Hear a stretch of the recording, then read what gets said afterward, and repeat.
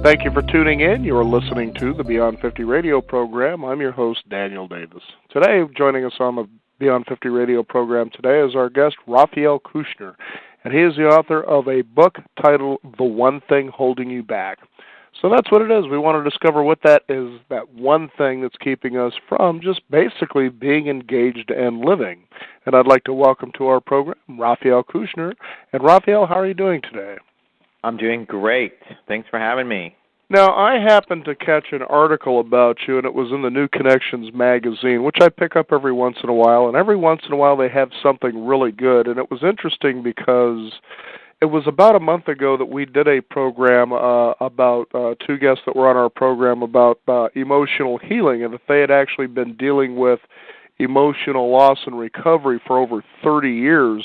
And it was the first time that I ever thought about the fact that a lot of us feel held back just because we don't flow with our emotions. And then here you came up, and you're kind of validating in many ways a lot of the things they were talking about. So how did you find this particular path?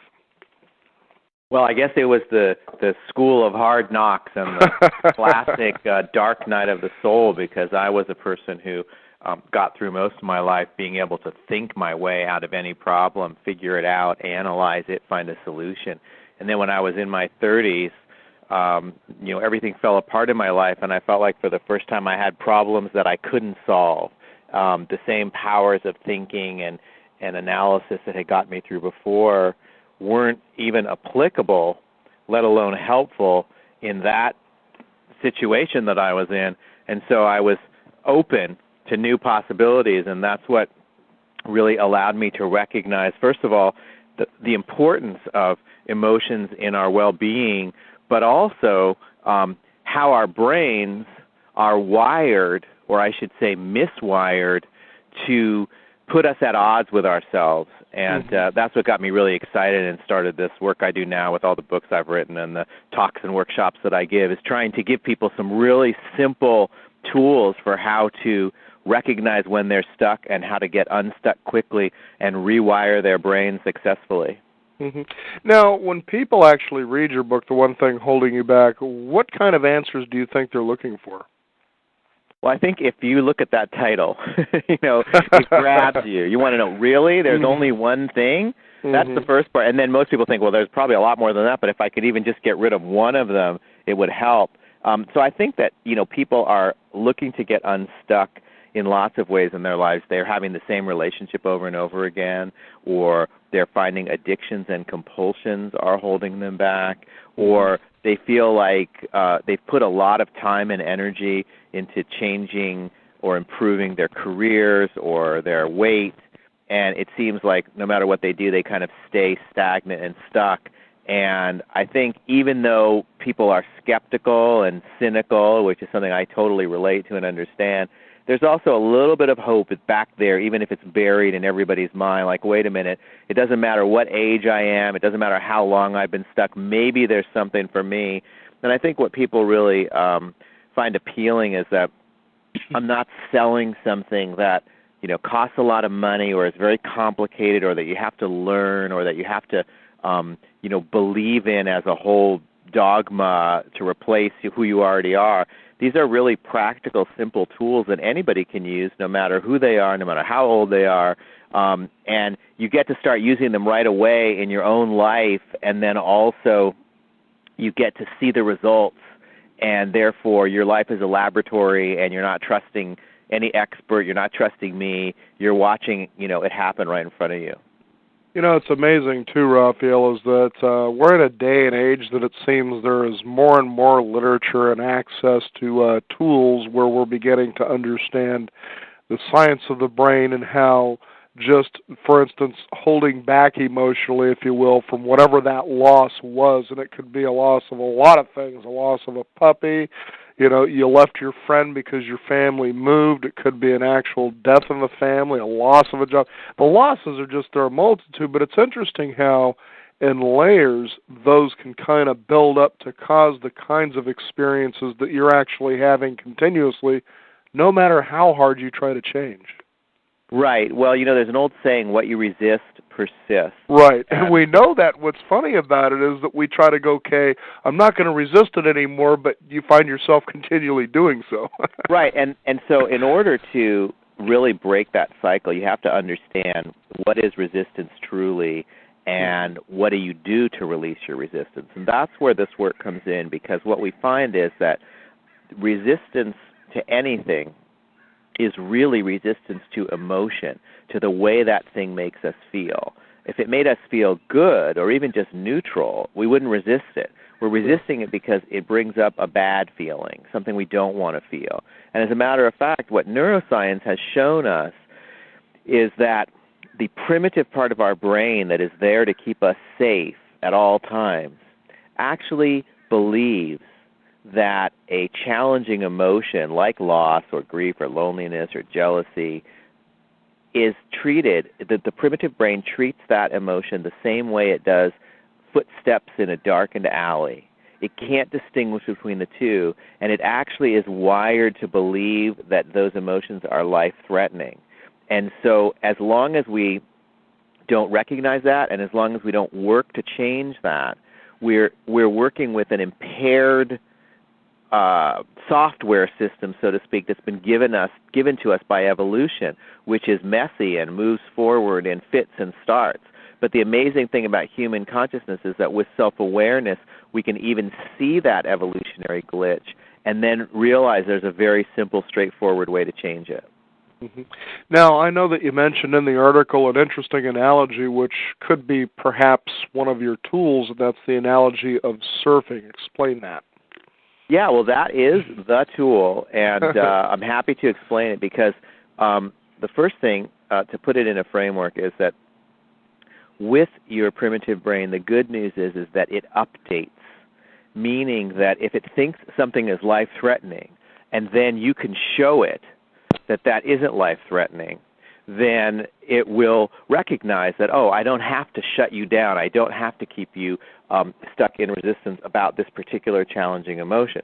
The only problem is that if you try to do that by like throwing yourself in a pool and learning how to swim, the primitive brain is going to go into hyperdrive and it's going to make things worse, not better. So this is where surfing comes in. In ocean surfing, there are two things that are moving together in exquisite unison. There's the surfer, him or herself, and then there's the wave. And if the surfer on the wave is thinking about what happened on the wave a few seconds ago, there's going to be a wipeout. And if the surfer is thinking about what's going to happen a few seconds in the future, there's also going to be a wipeout. And in the same way, if the surfer looks up at the sky and says, those are really interesting cloud formations, that kind of looks like a boom, another wipeout. In other words, what keeps the ride going and what makes it smooth and enjoyable is the way that the board and the water are moving together, and the surfer is guiding it with very careful attention and balance. So how does all of that translate? Well, when you're having a difficult or challenging emotion, your attention can become the surfer, and the experience in your physical body becomes the wave. Because actually, it's only in your physical body that you can ever feel emotions.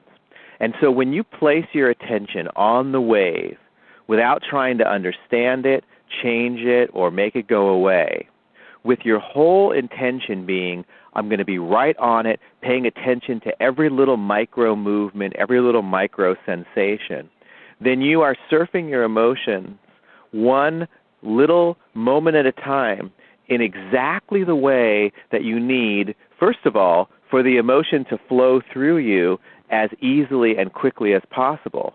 But secondly, you're also doing the retraining that we were talking about with your brain. You're teaching your primitive brain that this isn't a threat, it isn't something that will kill you, and therefore you not only get opened up and refreshed and reach your peak potential and your mental harmony in that moment, but you also pave the way in the future for not having to get shut down by the same frustrating or challenging emotional experience. hmm and it's so true, too, how when we start bottling these things up, and one of the interesting things, as I allude back to the previous guest that we had, is there was some interesting insights about the fact that, for instance, when you keep resisting it, as you say, it keeps persisting because you're actually creating those circumstances that put you in that situation until you feel and that you heal it. And it's amazing when you begin to awaken in the world. And now I know that I was reading in your article again from New Connections, is that there was a particular story you were talking about who a man who resists criticism, for instance. Mm-hmm.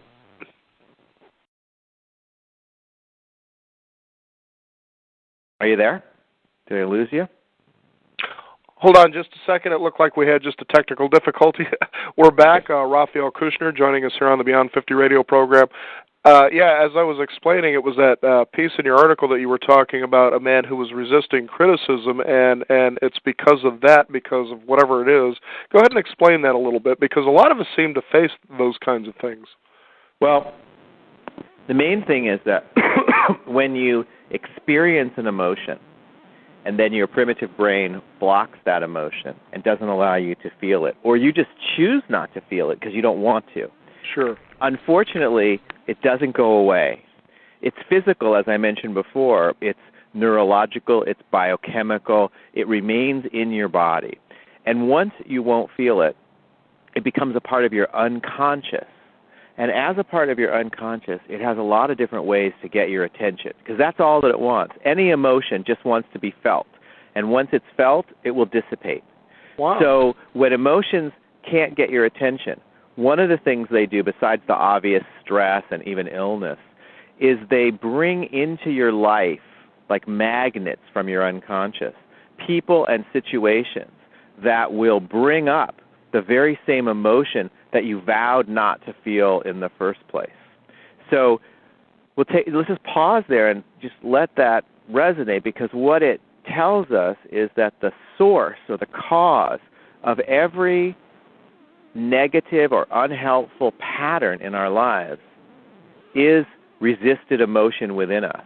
And once we open to that emotion and begin to allow it to clear out of us through this surfing process I mentioned, then we're not stuck. We don't have to keep attracting that same experience that brings up that same unwanted emotion. Mm-hmm. So that's a way, I guess, it's a barometer, if you will, that if people are saying, well, how do I know what emotion to clear, what story do I need to go back to or experience, it literally, life shows you that just as you feel that trigger, so to speak, that bodily trigger. Is that how it works?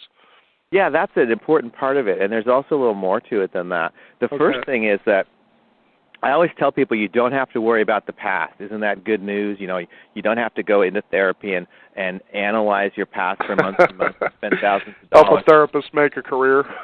Right. The reason that you don't have to worry about the past is that anything from the past that matters to you, that's important, will show up in the present through your current experience. So, for instance, if you have a negative and repeating pattern that is emotionally based, when it shows up in the present and you open to the emotions that are there, it will bring up associations from the past, but that's just all surfable, like whatever is coming up in the very present. So rather than going to look for or to try to understand the historical source of your emotional issues or problems, you have the opportunity just to be willing to surf what comes up in the now. But you're also bringing up a great point, because once you notice there's a pattern in your life, a place where you feel stuck, that's where you can use the applied version of this work. And it goes like this. You find the place where, or the aspect of the situation where you know that you keep not going forward or taking the wrong direction, like picking the wrong guy over and over, or not advancing in your career even though you're trying to. You identify the place where you could take a positive step in reaching your goal, but you don't do it. And from that place, you ask yourself, what's the worst thing that could happen if I went forward in this positive direction? And if that happened, how would I feel? And you really try to feel through to the answer, not really overthink it. And once you realize, okay, wait a minute, like if I actually decided to stick to this diet, for instance, that I haven't been able to lose the weight that I want to lose, what is the worst thing that could happen? Okay, the worst thing that could happen is that I'll just feel terrible all the time. I'll feel deprived, okay? So that's one of the reasons why people don't stick with a diet, is because they can't surf the emotional experience of deprivation. And that might actually bring up all kinds of stuff, disappointments from the past, things that they were deprived that they wanted or deserved and didn't get. And then what you do is you create an imaginary version of that worst-case scenario and let yourself feel what arises. You exaggerate it since it's not really happening so that you can bring up enough of the feeling to surf it and to retrain that primitive part of your brain that we were talking about. So wherever you're stuck, that's a simple, straightforward way to find the one or two emotions that are key in that, to become able and willing to feel those emotions, so then there isn't anything to keep you from going forward in the best possible direction. Now, give me some examples of people who have shared their stories and how, with the tools, they were able to apply and understand the surfing technique, if you will, and how it began to, I guess, emotionally cleanse them and move them forward where they were no longer stuck. Well, I'll give you two examples. We'll start with a person who's just using the surfing process as you described. It's a woman I'm thinking about who's a client of mine, and she has had a lifetime of upset, but also a real strong goal to change.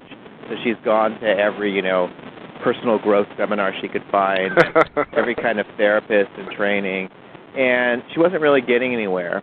And so what I did was I suggested to her something which for most people is counterintuitive. I suggested that instead of trying to jump over or get around the problem, that she would dive into it. And so she had a lot of insecurity to feel. She had a lot of shame to feel. She had a lot of unworthiness. But as she just started relating to each of those experiences, not as the truth of who she is, but just as feelings that can be surfed in the way that I was describing, she started to reconnect with all those parts of herself that she'd been pushing away for so long. And that's how we come into wholeness and healing and authenticity and even success. I mean, real success is the kind where we're present for it. We get to experience it as we create it. And so at first, it wasn't very easy for her because she was feeling a lot of things she didn't want to feel, and it felt challenging, and she wondered, how long am I going to have to do this? But even after a little while, she started getting to shore, so to speak, meaning that she felt relaxed and open. She realized that insecurity, unworthiness, shame, these are waves.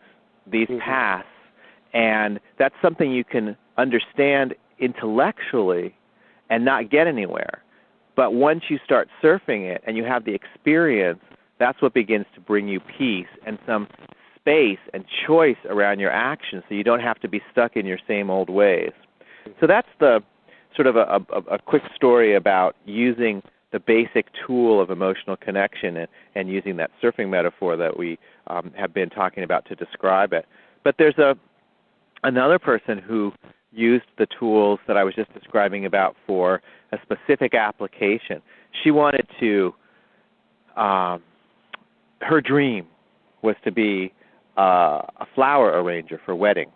And she had a boring old day job, and she collected all the information for what it would take for her to start this business. And it all was just remaining in piles on her desk in her home office. And she would cringe every time she went by there. And as a matter of fact, she stopped going into her home office because it made her so frustrated that she had all this information and she wasn't doing anything about it. And she really didn't know why. So we worked together to get to that point where we figured out what's the worst thing that could happen. And in her case, she came from a family where children were supposed to be seen and not heard. And she realized that nobody had given her permission to actually go ahead and do this. So there was a way that inside of herself she felt like she was doing something wrong. She was getting away with something. And so what I did in helping her exaggerate the situation is I suggested to her to imagine with me that she had started the business and it was going really well. And then on like the third wedding that she did, she showed up at the church before all the guests to meet the bride and groom, and they looked at her flowers and they absolutely freaked out. And they said, "Oh my God, this is terrible.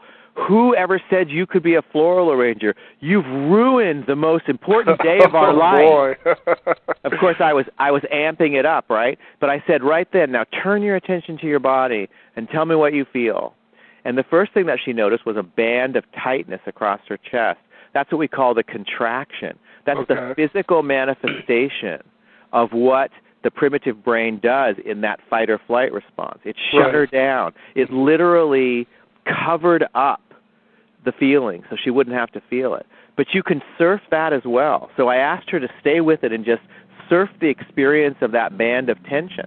And after a minute or so, it opened up.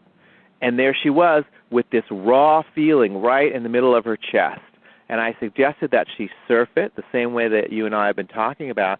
And after a few moments, she knew exactly what it was: humiliation. This was the feeling that had always been there. Her resistance to the experience of humiliation was holding her back from pursuing her dream. So I said, okay, now stay with it. Just surf that feeling of humiliation. You don't have to believe it. You don't have to pay attention to the thoughts that are arising about it. Just the raw, visceral wave. Surf that. And after a couple of minutes, she took a big, deep breath. She sighed it out, and she looked at me, and she said, "That wasn't anywhere near as bad as I thought it would be." Mm-hmm. And what she had done is the first major part of her complete transformation, because she had updated her primitive brain to realize that humiliation wasn't going to kill her. It was something she could experience, and now there was no reason not to go ahead with her business, and so that's exactly what she did. So what I like to say about this is that when you won't feel a particular emotion, your life becomes run by your resistance to that emotion. You make choices that are about not feeling that feeling, which is the opposite of freedom and the opposite of wisdom. And so once you learn to feel what had previously been deemed unsafe or unfeelable, what happens is that you become free, and you also become clearer. Your blind spots lift, and you become much more successful at whatever it is that you were attempting. It's not just that you're able to do it, like in her case, go ahead and arrange the flowers, but you're also able to do it much more efficiently, much more strategically, because you're not in that resistance. And you know, it's so incredible when you think of the simplicity versus a lot of the work that's out there that has a lot of secrets and steps. And as you were saying, this one particular person who had went out and sought out every personal transformation seminar and book there is out there, and then they wonder, well, why don't these things work? And you realize because inside of you they can't, because of the things that need to be cleaned away, so that these books can then become tools to inspire you toward your direction. Would that be kind of a way to put it? Yeah, I mean, the thing is that if it's a secret, it's not particularly helpful. If it's something that you've got a lot to remember, a lot of steps, not particularly helpful. Because our lives move very quickly, and what we're looking for are very practical tools that we can use in the moment, you know, in real time with the toughest stuff. And, you know, so what I always say about this work is that it's simple, but not easy. You know, we can't pretend that surfing some of these emotional waves is always pleasurable. It's not something that you necessarily like or want. It definitely is the road less traveled, and it does take courage. But once you begin, you realize there's another gift, even beyond the success and the well-being that you experience, And that's the gift of living your life authentically. Instead of running away from your life and what you don't like and what you don't want in it, you find that you're running towards your life, you're claiming your life, and even that has a great satisfaction at the same time sometimes when the feelings are bad. Mm. Fascinating stuff. I wished we'd had the opportunity to get the book where I'd be able to work through that and be able to share that with the listeners, but just based on what we've been talking about here, I'm sure that a lot of people will get a lot of benefit from pursuing this. Now, I also understand that you have a passion for filmmaking, and that had to be probably a little bit nerve-wracking at first as you got started, wasn't it? Yeah, well, for me, I always wanted to be a filmmaker since I was little, and I was pretty successful before everything kind of fell apart. But the main thing was, speaking of resistance, that I was doing at the time what so many people do in the film business, which is why it's such a magnet for people who are maybe talented but also broken. And what I mean by that is the film business is a recipe or a surefire way to get right into the heart of rejection. You get rejected all the time. Right. And so it's very easy to project all of the rejection that you have to make Hollywood mommy and daddy, or the love interest that rejected you. So I wasn't particularly aware of all that when I was in the business the first time, and that's what made it so stressful.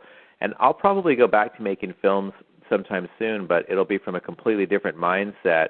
And my blind spots, like I was talking about before, won't be there in the same way, because I won't be running away from any of the feelings or expecting that anybody in the business, through their approval of me or my work, would somehow take away those feelings that I didn't want to feel. Mm-hmm. Well, Raphael Kushner, it's been a pleasure to have you on the program today, and I was kind of curious, how has your book been received by people? What kind of feedback are you getting? Well, the main way that I get feedback from people is by email, because I make myself very available by email. As a matter of fact, anybody listening to the show can email me. My initials are c@Kushner.com. That's CUSHNIR.com. And actually my website, too, is Kushner.com, where there's tons more information about this work. And so I always tell people, once you've met me, you can't get rid of me. and that's true whether you're just listening to a radio show or whether you're a phone client, because most of the work I do with people around the world is by phone, or whether you come to a workshop. And what I mean by that specifically is that I always encourage people to email me directly and confidentially. I usually get back to people within a couple days at the most, and I'm the only one who reads my emails. And people basically are emailing me in one or two ways. Either they're saying, thank you, because this makes so much sense, and it's common sense that I kind of knew, but I needed to have it confirmed. Or they're writing in and saying, I'm not so confident, because I've tried a lot of things, but it's worth it to me, to just give this a shot. And basically my commitment to people is that it becomes portable as quickly as possible. So, sometimes with one session or two sessions, I'm able to give them the accompaniment they need to be confident enough, to do the work themselves. So it's interesting. Since the book came out, my phone session and local private session clients here in Portland, Oregon, I think have probably tripled, and I think it's really the simplicity in the approach that people respond to, and also the peace that comes from people just almost giving up and saying, I'm not going to run anymore, whether it's an addiction they have or a compulsion or these stuck places we're talking about. Here's a chance to come home to yourself, to claim your life. It doesn't cost a lot of money, and as we've said, it's very simple. And I think that's really more than anything what people continue to be excited by, and it's what excites me about the work. Well, very good. It's good to know that you're out there and you're helping people, to basically unlock their authentic selves into the world, because in holding your special gifts back, you don't serve the world in any way. And as Buckminster Fuller once said, he says, the more people that I serve, the more effective I become. But serving them authentically should also be the most important order of business. Would you agree with that? Absolutely. Absolutely. Because when you try to change the world or help change other people and you're in resistance to something about them or yourself, you're just going to create more resistance. Absolutely. Well, go ahead, Raphael, and give your website out for our listeners. It's Kushner.com. That's Kushnir.com. And as I said, there's a lot of information there, including the articles that I wrote for the Oprah magazine that cover some of this same material. Well, very good. Well, again, thank you very much for being on our program today. Raphael Kushner joining us here on the Beyond 50 radio program and his book, The One Thing Holding You Back. I don't think we'll let that happen anymore. All right. Thank you. You bet. Bye-bye. Thank you again. We also want to thank you, the listeners out there, for tuning in. Be sure to visit him at his website. That is Kushnir.com, and you can find out a lot of great information that can help you basically untie the ties that bind you. After all, don't you want to feel that freedom that you can feel about authentically being in life? I'll tell you, I know I do. I also want to thank you, the listeners out there, for joining us today, and also want to thank one of the following sponsors for making this program possible, ZRT Laboratories. If you are suffering from hot flashes, foggy thinking, sudden weight gain, low libido, mood swings, and other effects of aging, ZRT Laboratory, the forerunner in hormone testing, is your first step toward ending those troublesome symptoms.